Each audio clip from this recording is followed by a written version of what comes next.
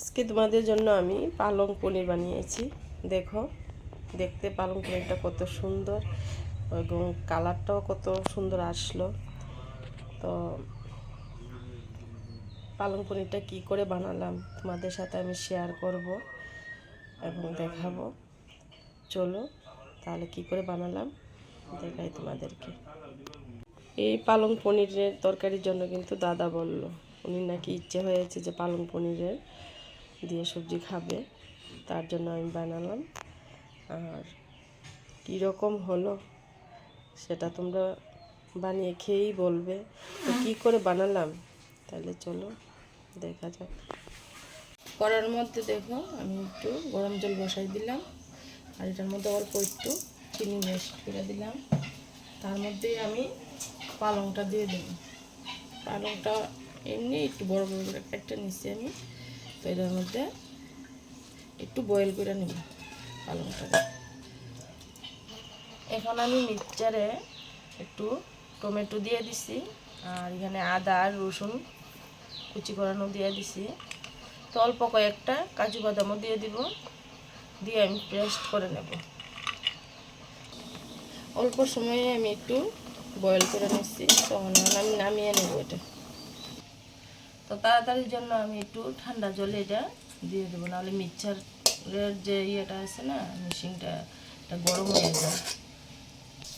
এখন আমি পালংটা একটু পেস্ট করে নেব। তো এখন আমি দেখো আমার কড়াইয়ের তেলটা অনেকটাই গরম হয়ে গেল। তো আমি একটু জিরা দিয়ে দিলাম, তার সঙ্গে আমি একটা তেজপাতাও দিয়ে দিলাম। এখন আমি একটু পেঁয়াজ কুচি করে রাখছি, যে পেঁয়াজটা দিয়ে দিচ্ছি। পেঁয়াজটা হালকা হালকা করে একটু ভাজা হয়ে যাক।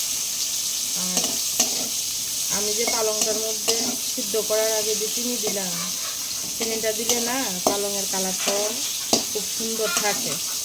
তো দেখো এখানে আমার পালংয়ের কালারটা কিন্তু আরও সুন্দর লাগতেছে।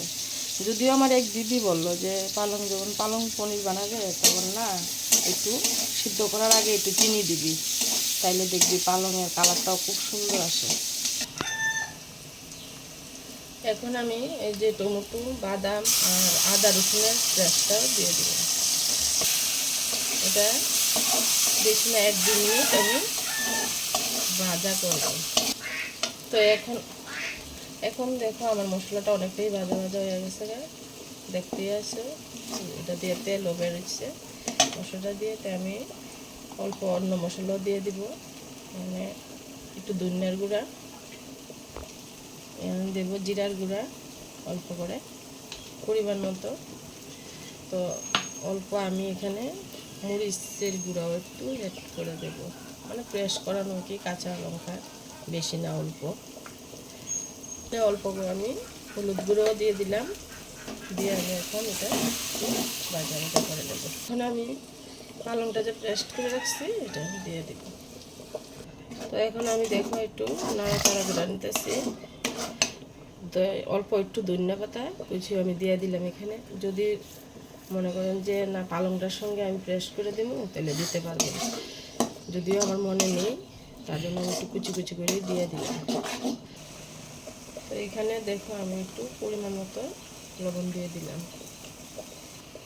এখন আমি একটু গরম মশলা দিয়ে দিব, দেওয়ার পর একটু নাড়াচাড়া করে নিই, মিক্সড করে নিই। আমি কিন্তু অনেকক্ষণ সময় নাড়াচাড়া করছি, এটা করে আমি কিন্তু এখন জল দিয়ে দিব। আপনারা যদি মনে করেন যে না এটা শুকনো শুকনো রাখবো তাহলে জলটা একটু কম দেবেন, আর যদি মনে করবেন যে না একটু ঝোল রাখবো তাহলে আপনারা পরিমাণ মতো জল দেবেন, দিয়ে ফুটাবেন। তো এখন আমি একটু টক দই দিয়ে দিব এটার মধ্যে। আমার কাছে মালাইটা নেই, যদি মালাই হইতো তাহলে খুব ভালো হতো। টক দই আছে তার জন্য আমি টক দইটাই দিলাম, আর একটু কচুরি মতি হলে একটু ভালো হতো। যা আছে ঘরে তা দিয়ে আমি রান্না করতেছি। আমার দেখো ঝোলটা অনেকক্ষণ সময় আমি 3-4 মিনিট লাগে আমি বয়েল করছি। তো এখন আমি পনিরটি দিয়ে দিব। পনিরগুলো যদি চান আপনারা ভাজিয়েও দিতে পারেন, আমি কাঁচাই দিলাম। দিয়ে দেখি একটু নাড়াচাড়া করে নিই। আমি এখানে একটু চিনি দিয়ে দেব আর অল্প একটু বাটার। মিনিটের মতো আমি এটা একটু সিদ্ধ করে নিচ্ছি। এখন আমি এটা নামিয়ে নেব। তরকারিটা আমি আবার একটু তরকা লাগাবো, তার জন্য আমি কিন্তু ঘি দিতেছি। শুধু ঘি দিয়েই দিতে হবে এটা, যাতে একটু সেন্ট করে। আমি ঘিটার মধ্যে কুচি করানো একটু রসুন দিয়ে দিলাম।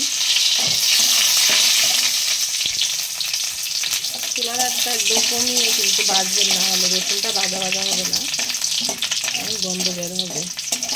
রসুনটা যাতে ভালো করে ভাজা হয়, চুলার আঁচটা একটু কমিয়েই ভাজবে। তো এখন আমি 2টা শুকনো মরিচ দিয়ে দিলাম। শুকনো মরিচগুলো একটু হালকা ভাজা হোক। এখন আমি একটু শুকনো মরিচ গুঁড়া দিয়ে দিলাম। তো দেখো আমার সম্বাসটা রেডি হয়ে গেল। আমি এখন এটা তরকারির মধ্যে ঢেলে দেব। এইখানে দেখো আমি সম্বাসের তরকারিটা যে দিলাম, কালারটাও কত সুন্দর আসলো, ওপর দিকে দেখাই যাচ্ছে। তোমরা এরকম করে ঘরে বানিয়ে দেখবে কে কীরকম যদি ভালো লাগে তরকারিটা বানিয়ে খাবে, আর লাইক কমেন্ট শেয়ার অবশ্যই করবে। এতটুকু তো আমি আশা করতেই পারি তোমাদের কাছে। আর একটা নতুন ভিডিও নিয়ে আসবো তোমাদের কাছে। তো আজকের মতন আমি এখানেই শেষ করলাম ভিডিওটা।